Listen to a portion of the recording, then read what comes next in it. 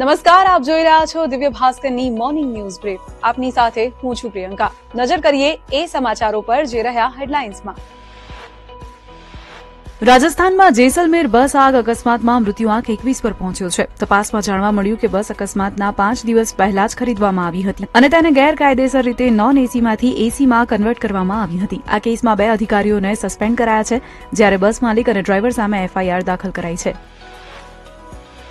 પાકિસ્તાને અફઘાનિસ્તાનના કાબુલ અને સ્પિન બોર્ડર પર હવાઈ હુમલો કર્યો, જેમાં અનેક લોકોના મોત થયા. જવાબમાં અફઘાનિસ્તાને પેશાવરમાં ડ્રોન હુમલો કર્યો, જેમાં ગુપ્તચર કાર્યાલય માનવામાં આવતા પ્લાઝાને નિશાન બનાવવામાં આવ્યું હતું. વધતા તણાવ વચ્ચે બંને દેશો 48 કલાકના યુદ્ધ વિરામ માટે સહમત થયા છે. ભાજપે બિહાર ચૂંટણી માટે 12 ઉમેદવારોની બીજી યાદી જાહેર કરી. ગાયિકા મૈથિલી ઠાકોરને અલીનગરથી અને ભૂતપૂર્વ આઈપીએસ અધિકારી આનંદ મિશ્રાને બક્સરથી ઉમેદવાર જાહેર કરાયા છે.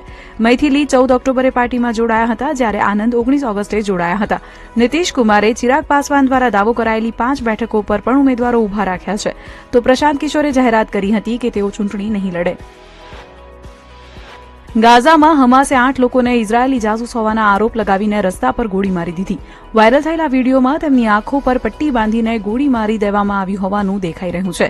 ઇઝરાયેલી સેના હટ્યા પછી હમાસે રાહત પુરવઠો લૂંટી રહેલા સ્થાનિક સશસ્ત્ર ગેંગ પર હુમલા શરૂ કર્યા છે. દિલ્હી એનસીઆરમાં લોકો હવે દિવાળી પર ફટાકડા ફોડી શકશે. સુપ્રીમ કોર્ટે 18 થી 21 ઓક્ટોબર સુધી ગ્રીન ફટાકડા ફોડવાની મંજૂરી આપી છે, જો કે આ માટેનો સમય નક્કી કરાયો છે. લોકો સવારે 6 થી 7 વાગ્યાથી રાત્રે 8 થી 10 વાગ્યા સુધી ફટાકડા ફોડી શકશે.